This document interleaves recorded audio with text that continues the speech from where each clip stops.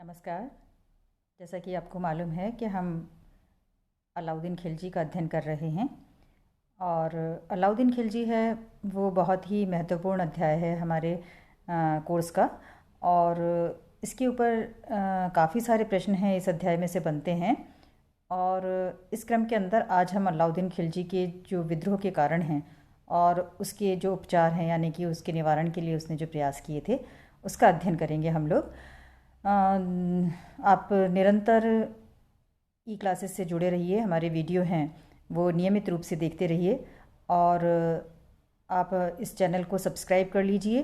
ताकि आपको जो भी अध्ययन सामग्री है उसकी सूचना है वो सही समय पर मिल जाए। और अपने व्यूज़ हैं वो हमें देते रहिए ताकि, और लाइक्स भी हमको देते रहिए। साथ साथ में है ना जो भी आपकी है ना जो कोई प्रश्न हैं तो वो भी आप हैं जो कमेंट बॉक्स में डालकर हमसे पूछ सकते हैं।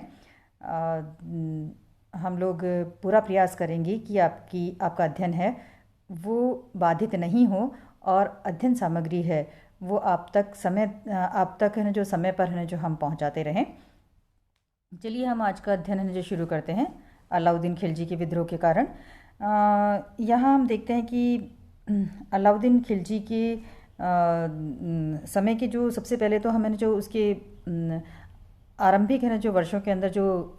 अलाउद्दीन खिलजी के समय के जो प्रमुख विद्रोह हुए थे उनके ऊपर है ना जो एक बार है जो दृष्टिपात कर लेते हैं। अलाउद्दीन के शासनकाल के प्रारंभिक काल के अंदर जो विद्रोह हुए थे उसके अंदर प्रथम प्रयास किया था नव मुसलमानों द्वारा। सबसे पहले तो हम ये जान लेते हैं कि नव मुसलमान कौन थे। देखिए ना जो 1292 के अंदर जलालुद्दीन खिलजी के समय के अंदर है ना जो अब्दुल्ला के नेतृत्व में मंगोलों ने जो भारत पर आक्रमण किया था और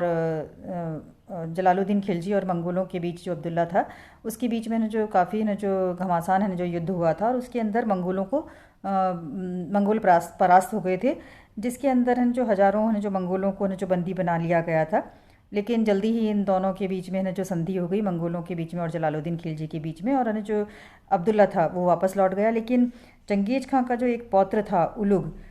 वो अपने अनुयायियों सहित उसने जो इस्लाम धर्म को स्वीकार कर लिया और है जो सुल्तान की अनुमति से है जो दिल्ली के आसपास ही वो लोग बस गए और ये लोग हैं वो नव मुसलमान है जो कहलाए थे। और सुल्तान ने उदारतापूर्वक उनकी है जो जीविका है उसकी व्यवस्था ने जो उसने की थी। तो जब है ना जो 1299 में जब नसरत खां गुजरात के सफल अभियान, जो कि अलाउद्दीन खिलजी का प्रमुख ने जो सेनापति था, वो गुजरात के सफल अभियान से जब लौट रहा था तो ये नव मुसलमानों ने लूट के बंटवारे से असंतुष्ट होकर विद्रोह किया और जो नसरत खां के एक भाई और जो अलाउद्दीन के एक भतीजे को मार दिया था। हालांकि जो नसरत खां ने इस विद्रोह को दबा दिया और जो विद्रोहियों की जो पत्नियां और बच्चे जो कि दिल्ली में थे उनको जो मार डाला गया। इसके बाद में जो दूसरा विद्रोह था वो जो राज्य के वकीलदार और जो अलाउद्दीन का जो चचेरा भाई था अकद खां, उसके द्वारा किया गया था। जब अलाउद्दीन रणथंभौर के आक्रमण पर गया था तो एक बार वो जो केवल है जो कुछ ही है जो अंगरक्षकों के साथ में जो शिकार खेल रहा था, तो मौका पाकर अकद खान ने जो अपनी सेना सहित उस पर हमला बोल दिया। उस समय जो सुल्तान है वो बेहोश हो गया और अकद खान उसको मृत समझकर शिविर में वापस लौट गया और जो सुल्तान के हरम में घुसने की कोशिश की, यानी कि उसके रहनिवास में घुसने की कोशिश की। लेकिन इसी दौरान अलाउद्दीन को होश आ गया और वो वापस लौट गया। अकद खान है जो एक बार तो भाग गया, लेकिन है जो बाद में उसको पकड़कर उसका सिर काट डाला गया और उसके छोटे भाई को भी है जो, और उसके जो समर्थक थे उनको है जो मृत्युदंड दे दिया गया। तीसरा जो विद्रोह किया हुआ था वो अलाउद्दीन की एक बहन थी, वो और उसके जो दो पुत्र थे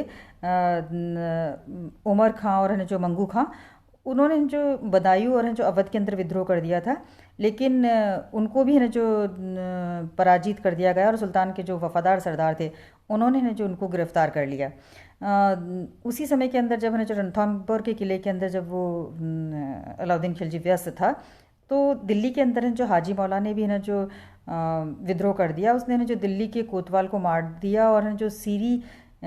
है वहाँ के कोतवाल एयाज को मारने का भी उसने प्रयास किया और सिंहासन पर एक अपने मनोनीत व्यक्ति को जो बिठाकर और सत्ता को हथियाने का जो एक जो प्रयास है वो हाजी मौला ने किया। लेकिन अलाउद्दीन खिलजी के वफादार अधिकारी मलिक हमीदुद्दीन था, उसने जो विद्रोह को जो दबा दिया तो इस प्रकार हम देखते हैं कि ये एक के बाद एक लगातार हैं जो विद्रोह हुए, यानी लगातार जो विद्रोह हो रहे थे। हालांकि सभी विद्रोह थे वो असफल रहे थे, उनको है जो दबा दिया गया था, लेकिन तो भी है ना जो मतलब है ना जो अलाउद्दीन ने इन विद्रोह के जो कारण हैं वो ढूंढने चाहे। तो जब वो रणथंभौर में था, घेरे रणथंभौर अभियान पे था, तभी उसने ना जो अपने सरदारों से सलाह की और इस निष्कर्ष पर पहुंचा कि भाई विद्रोह के ना जो प्रमुख कारण है ना जो क्या हैं। तो जो स्पष्ट तौर पर जो विद्रोह के ना जो कारण दिखाई दे रहे थे, वो सबसे पहला कारण तो था कि ना जो जनता में धन की अधिकता, यानी कि ना जो धन की अधिकता होने के कारण है जो जो लोग थे उनको राजद्रोह और है ना जो बुरी भावना होती है उसके लिए ना जो शक्ति और समय उपलब्ध होता था कुचक्र रचने के लिए ना, जो एक है ना जो कह सकते हैं कि आवश्यक है ना जो विद्रोह को करने के लिए जो आवश्यक साधन है जुटाने के अंदर वो है वो समर्थ हो जाते हैं। दूसरा जो है ना जो कारण था वो था कि ना जो सुल्तान की गुप्तचर प्रणाली का कुशल नहीं होना, और इससे सुल्तान है वो लोगों की दशा के बारे में अनभिज्ञ रहता था। यानी कि उसको ना जो अपने ना जो शासनाधिकारी होते थे और जो जनता की गतिविधियों की जो सूचना थी वो समय पर है जो नहीं मिल पाती थी। तीसरा जो कारण उसको दिखाई दिया वो था कि है ना जो ये मंत्री और अमीर होते थे उनके बीच है ना जो मद्यपान समारोह होते रहते थे, जिसके अंदर कि उनको ना जो परस्पर निकट आने का मौका मिलता था, और यहाँ पर है ना जो शराब पीकर है ना जो वो षड्यंत्र रचने की और है ना जो एक तरह से कह सकते हैं कि विद्रोह की जो योजनाएं हैं वो यहाँ पर है जो तैयार है जो करने के लिए उनको एक प्लेटफॉर्म है वो यहाँ पर मिल जाता था उनको। चौथा जो है ना जो कारण है ना जो था वो था कि ना जो अमीरों के वैवाहिक व पारिवारिक संबंध, यानी कि ना जो अमीरों के मध्य जो सामाजिक मेलजोल और अंतर्विवाह होते थे उससे भी राज्य के लिए एक है ना जो खतरा उत्पन्न होता था, क्योंकि इससे ना जो उनको आपस में संगठित होना और एक दूसरे की सहायता करने की ना जो प्रेरणा है जो वो मिलती थी। तो विद्रोह के इन सारे कारणों का विश्लेषण करने के बाद में दिल्ली लौटकर अलाउद्दीन खिलजी ने जो 4 अध्यादेश ने जो जारी किए थे इन विद्रोह को नियंत्रण करने के लिए। तो सबसे पहला तो था कि अनुदान और पेंशन की समाप्ति, यानी कि उसने जो प्रथम अध्यादेश के द्वारा सभी प्रकार की जो अनुदान और जो पेंशन थे, यानी कि हम देखते हैं कि ना जो हजारों परिवार इस तरह के थे जिनको न जो माफ़ी की न जो भूमि है वो राज्य की तरफ से है जो दी गई थी, और साथ में है न जो कई लोगों को है न जो एक तरह से वंश परंपरानुगत है न जो पेंशन है जो दी जाती थी, लेकिन है न जो ये सारे के सारे जो लोग थे वो राज्य के लिए किसी भी तरह से न जो कार्य नहीं कर रहे थे, यानी कि उद्योगहीन है न जो व्यक्ति हैं उनका एक ऐसा वर्ग उत्पन्न हो गया था जो बिना श्रम के ही ना जो जीविका का साधन उनको ना जो मिल रखा था। तो इन लोगों के पास में क्या था कि इधर उधर के कुचक्र के अंदर है जो भाग लेने के लिए ना जो एक तरह से कह सकते हैं कि है ना जो पर्याप्त है ना जो समय भी होता था और है ना जो इनके पास में संसाधन भी है ना जो होते थे। तो इस तरह के जो इनके पास इनको जो उपहार और पेंशन आदि जो में दी गई जो भूमि थी वो है जो वापस ले ली गई, और अधिकारियों को निर्देश दिए गए कि यथासंभव साधनों से, यानी कि जो भी जिस प्रकार भी हो इन लोगों से धन एकत्रित करें और इनके पास में कोई धन नहीं रह सके। तो बर्नी यहाँ पर है जो कहता है कि इन आदेशों को इतनी वफादारी से लागू किया गया कि मलिक, अमीर, राज्य अधिकारी, मुल्तानी व्यापारी और हिंदू सेठों के अलावा किसी के घर के अंदर है जो झांकने पर भी इन्हें जो सोना नहीं मिलता था। दूसरा जो है ना जो उसने जो किया अध्यादेश जारी किया उसके अंदर था कि ना जो गुप्तचर व्यवस्था का नए सिरे से गठन किया गया। इस गुप्तचर अधिकारी और जो ये लोग थे गुप्तचर थे उनको धनी लोग होते हैं उन पे सूबेदार, बाजार, शहर, यहाँ तक कि गाँवों तक के अंदर जो ये गुप्तचर है वो नियुक्त किए गए थे, और राज्य के हित से संबंधित छोटी से छोटी जो बात की भी सूचना है वो है ना जो मतलब है ना जो ये किसी भी समय है ना जो मतलब है ना जो सुल्तान को है ना जो देने के लिए है ना जो ये हमेशा तैयार रहते थे। तो इस व्यवस्था ने इतनी सफलता से कार्य किया कि सुल्तान के उच्च अधिकारी तक भी आपस में किसी प्रकार की ना जो बातचीत करने के अंदर भी जो बहुत है ना जो बुरी तरह से डरते थे। तीसरे अध्यादेश द्वारा ना जो मद्य होती है यानी कि शराब होती है और जो मादक वस्तुओं के विक्रय और उपयोग पर है जो प्रतिबंध लगा दिया गया राज्य के अंदर। अलाउद्दीन ने स्वयं भी है ना जो मद्यपान छोड़ दिया और साथ साथ में है ना जो मतलब अपने जनता के सामने अपने जो शराब के बर्तन हैं वो तोड़वा दिए। और जिन्होंने इन आदेशों को तोड़ा, और सबके लिए भी ना जो शराबबंदी है ना जो इसने लागू कर दी, और जिन्होंने इन आदेशों को तोड़ा तोड़ा उनको ना जो काफ़ी है ना जो कड़े है ना जो रूप से बुरी तरह से दंडित किया गया। लेकिन है जो इन आदेशों को कड़ाई से पालन करने के बावजूद भी है जो दिल्ली है वो शुष्क नहीं रह सकी थी, यानी कि है ना जो शराबबंदी है वो पूरी तरह से लागू नहीं हो सकी थी। तो इस तथ्य को समझते हुए सुल्तान ने इसमें से कुछ संशोधन किया, और उसने जो निजी शराब के उत्पादन और प्रयोग की आज्ञा तो दे दी, लेकिन सार्वजनिक रूप से ना जो उसका प्रयोग है वो प्रतिबंधित ही रहा। और जो मद्यपान समारोह हैं वो पूरी तरह से ना जो